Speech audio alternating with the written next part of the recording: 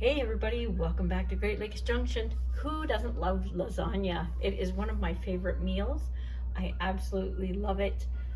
However, I don't always like making it, nor do I have the time to do so. So what I do is do a quick version of it. I use ravioli. Sometimes I will get beef filled ravioli. This time we're going to use cheese and spinach, and I'm going to brown off some ground beef and a few onions. We're also going to be putting in some cottage cheese and mozzarella cheese and sauce. I bought this sauce to supplement what we make in the summer, but the date's coming up on it, so we need to get it used up out of our pantry. So we're going to be using that today. So grab a coffee and a chair and let's get to it.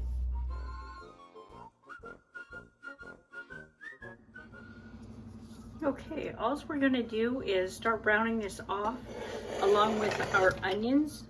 If you want to add some different vegetables in there, mushrooms or green peppers, by all means go ahead. The more you can get in you, the better it is. Okay, we're just going to brown this up enough that our onions are translucent and not hard anymore. We don't want any big chunks, and I don't want to bite into an onion that's so crunchy. So I'm just going to finish this up, and I'm going to drain the grease off of it, and then we'll come back. Okay, so we're all browned off. I'm just going to add a few spices. I have garlic. You could put fresh garlic in if you want. That's just 1 teaspoon. And that's 1 teaspoon of onion powder.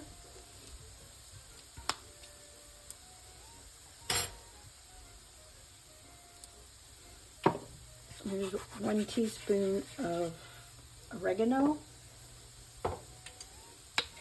And 1 teaspoon of basil.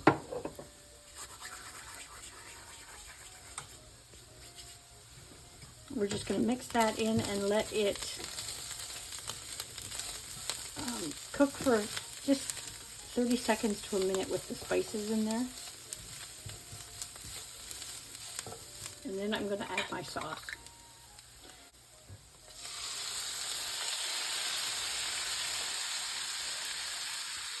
And I'm going to rinse my jar out.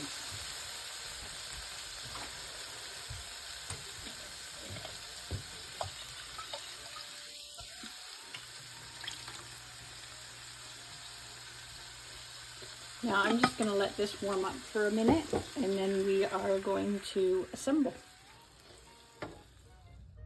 Okay, so before I put the sauce in the frying pan to warm up, I put a little layer on the bottom of the pan, just so it helps it not to stick, and it helps cook our ravioli a little bit better.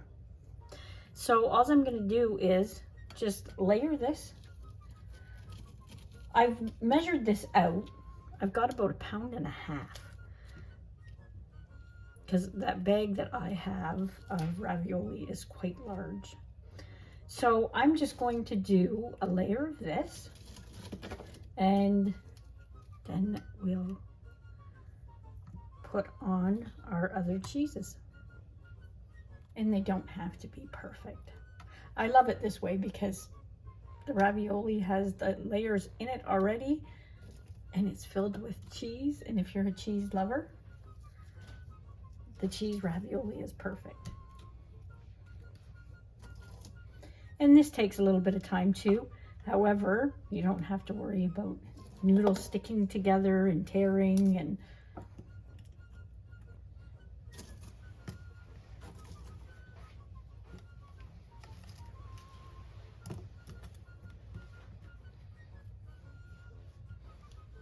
now I'm just going to put some meat sauce on it.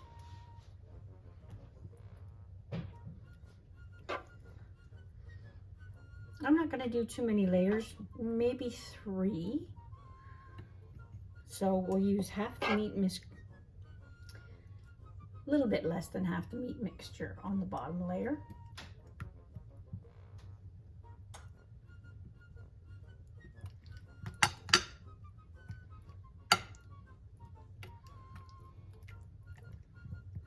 And you can make as many layers as you want.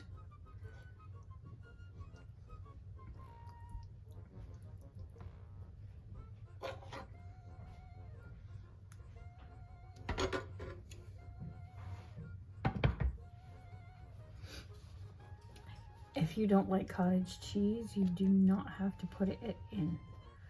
You could use a ricotta or just skip it altogether because we are using mozzarella as well. We like cottage cheese in our lasagna, so. I've shredded up about 2 cups of mozzarella cheese.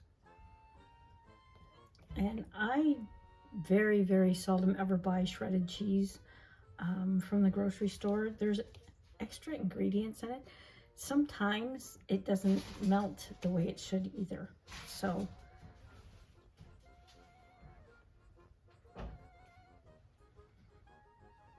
then we just go on to the next layer, and so on. So I'm just going to finish this layer up and we'll bring you right back. Okay, so that's our 3rd row or layer done. I have a little bit of sauce left. I'm just going to put it on top. That'll help our ravioli cook a little on the top. Now, because this is frozen, it's going to take about, I'm going to say 45 minutes. I'm going to check it after 30 and we'll see how it's going from there. It could take 45 minutes to an hour to cook because it does have, we put 3 layers in there, so it's got a little bit to cook through. Hopefully we have enough cheese left for the top. If not, we'll just shred some more.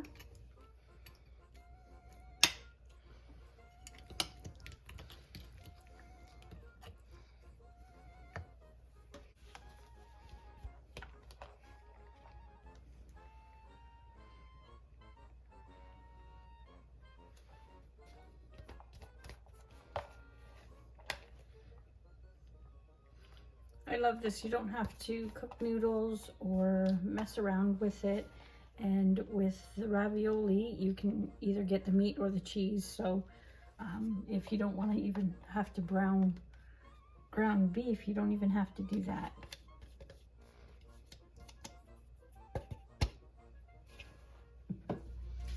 So I'm just going to wrap this up with foil and we'll put it in the oven at 375 and we're going to check it in about 30 minutes just to see how it's doing.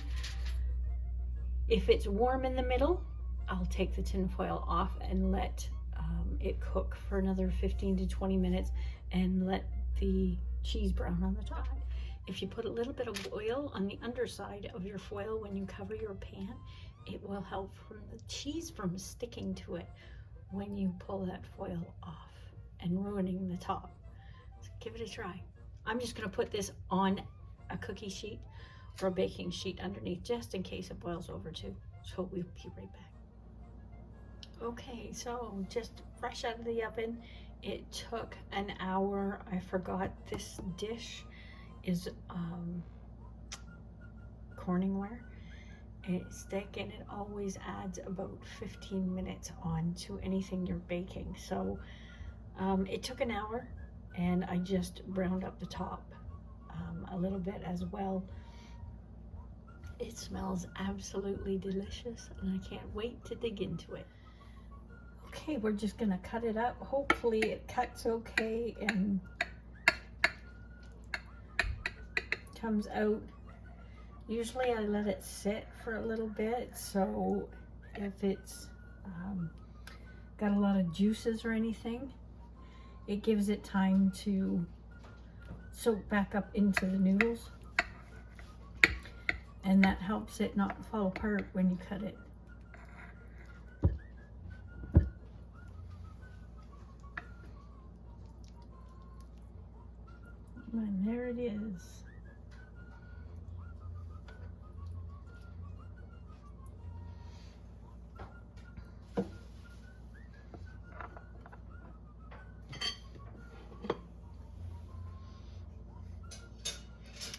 hopefully you like that recipe and you give it a try. If you do and you like it, let me know in the comments below.